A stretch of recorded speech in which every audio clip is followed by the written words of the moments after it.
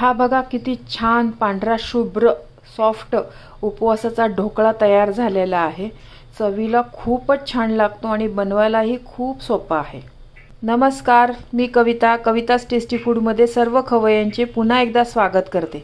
आज आपण उपवासाचा सॉफ्ट जाळीदार ढोकळा कसा करायचा ते पाहणार आहोत। रेसिपी नेहमीप्रमाणे खूप साधी आणि सोपी आहे। हा ढोकळा चवीला खूपच छान लागतो आणि बनवायलाही खूप सोपा आहे। उपवासाला बरेच लोकांना तेलकट पदार्थ खाऊ वाटत नाही, त्याने ॲसिडिटी होते।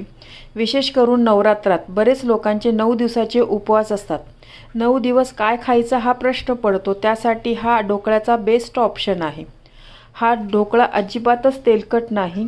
हा ढोकळा तुम्ही नारळाच्या चटणी बरोबर, शेंगदाण्याच्या आमटी बरोबरही खाऊ शकतात। खूप छान लागतो दोन्ही बरोबर।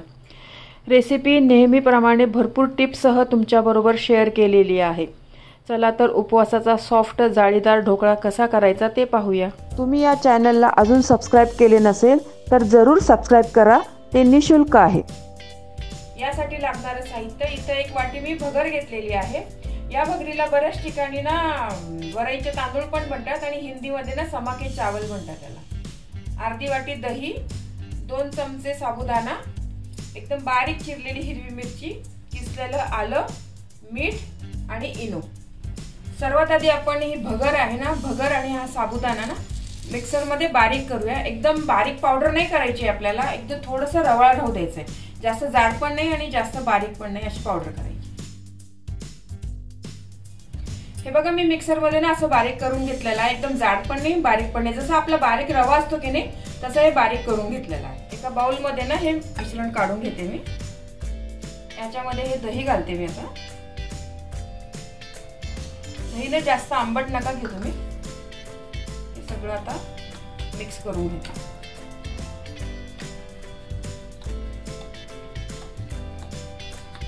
आता याच्यामध्ये ना थोडं थोडं पाणी घालूया आपण, जसं लागेल तसं पाणी घालूया आपण।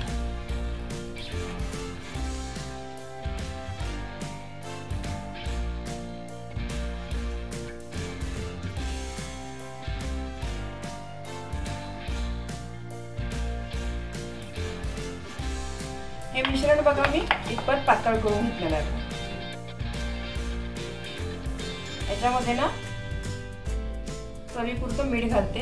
हे सेंधव मीठ आहे आपलं उपवासाचं।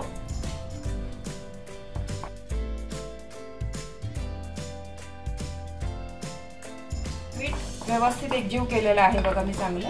आता आपण हे मिश्रण आहे ना अर्धा तास रेस्ट करायला ठेवू। तुम्ही अजून या चॅनलला सबस्क्राइब केले नसेल तर सबस्क्राइब बटनला क्लिक करा आणि बेल आयकॉनला प्रेस करायला विसरू नका, जेणेकरून नवीन रेसिपीचे नोटिफिकेशन तुम्हाला येतील। अर्धा तास झालाय बघा हे पीठ रेस्ट करून। छान भिजलंय बघा हे पीठ। आता बघा हे पीठ आपल्याला असं पाहिजे, पातळ पण नकोय आणि घट्ट पण नकोय बघा। परफेक्ट झालेला आहे बघा पीठ।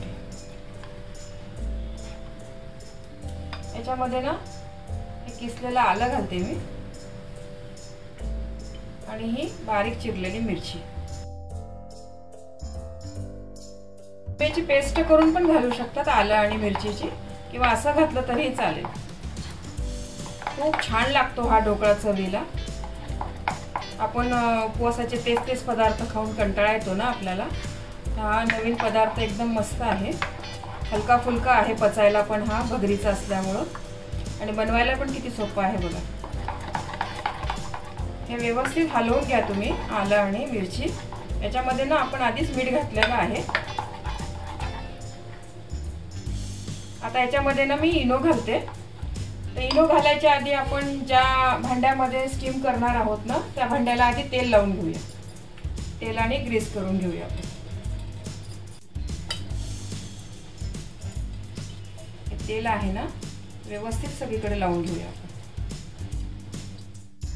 याच्यामध्ये ना मी 1 इनोचं पॅकेट घालणार आहे, पण हे घालण्याच्या आधी ना स्टीमर मध्ये ना मी पाणी तिकडे बॉईल करायला ठेवलेलं आहे, कारण आपल्याला लगेच ढोकळांना स्टीम करायला ठेवायचं आहे। जर तुम्ही उशीर लावला ना तर मग तो ढोकळा ना चांगला फुगत नाही आपला। हा पूर्ण पॅकेट मी याच्यात घालणार आणि याच्यामध्ये लेमन फ्लेवरचंच घ्या, लेमन किंवा साधं, बाकी दुसऱ्या फ्लेवरचं इनो घेऊ नका, कारण हा उपवासाचा ढोकळा आहे ना. इनोवरनं अगदी थोडंसं पाणी घालते त्याच्यात.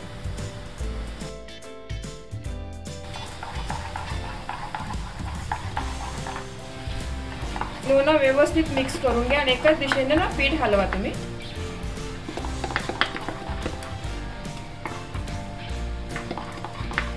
इनो चांगलं मिक्स झालं पाहिजे या मिश्रणामध्ये.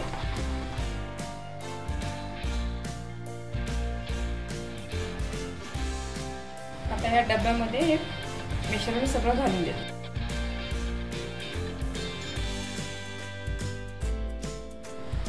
भांड्यामध्ये सर्व मिश्रण मी ओतलेलं आहे. आता आपण स्टीम करायला ठेवू.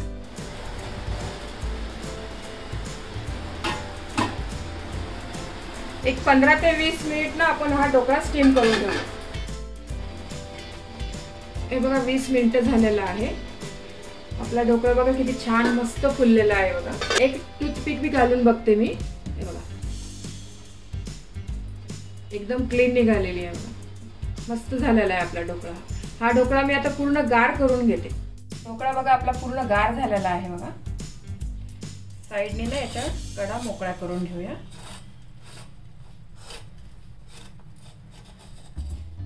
या ताटामध्ये ना आपण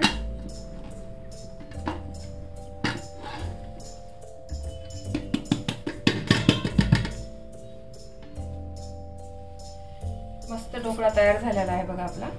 मी सरळ करून घेते हा. आणि आता याचे पीसेस करून घेते आपल्याला जसे हवे आहे तसे.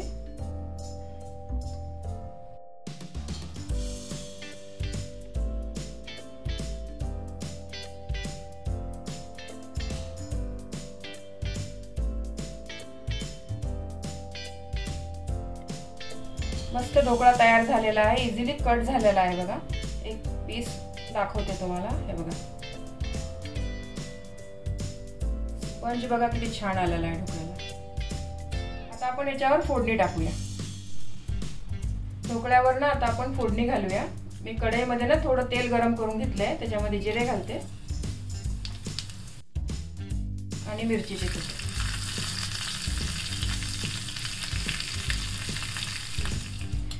ही सर्व फोडणी आहे ना आपण ढोकळ्यावर टाकून घेऊया.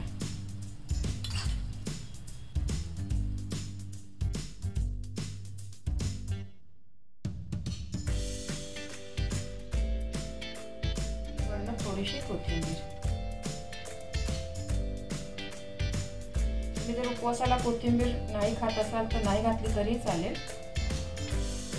मस्त ढोकळा तयार झालेला आहे. ढोकळ्याबरोबर खाण्यासाठी बघा मी खोबऱ्याची चटणी बनवलेली आहे. याची रेसिपी ना मी साबुदाणा वडा या रेसिपी बरोबर दाखवलेली आहे. त्याची लिंक डिस्क्रिप्शन बॉक्समध्ये दिलेली आहे बघा. खूप छान लागतो हा ढोकळा या चटणी बरोबर, किंवा तुम्ही शेंगदाण्याच्या आमटी बरोबर पण हा ढोकळा. तुम्हाला ही रेसिपी आवडली असेल तर व्हिडिओला लाईक करा, कमेंट्स करा. तुमच्या कमेंट्स वाचायला मला फार आवडतात. तुमच्या लाईक्स आणि कमेंट्समुळे माझा उत्साह वाढतो आणि नवनवीन व्हिडिओ बनवण्यासाठी प्रोत्साहन मिळते. याचबरोबर तुम्ही मला फेसबुक, इंस्टाग्राम आणि पिंटरेस्टवर देखील फॉलो करू शकतात. त्याची लिंक डिस्क्रिप्शन बॉक्समध्ये दिलेली आहे. तर पुन्हा भेटूया एका नवीन रेसिपीसह. तोपर्यंत मस्त खा, काळजी घ्या. धन्यवाद.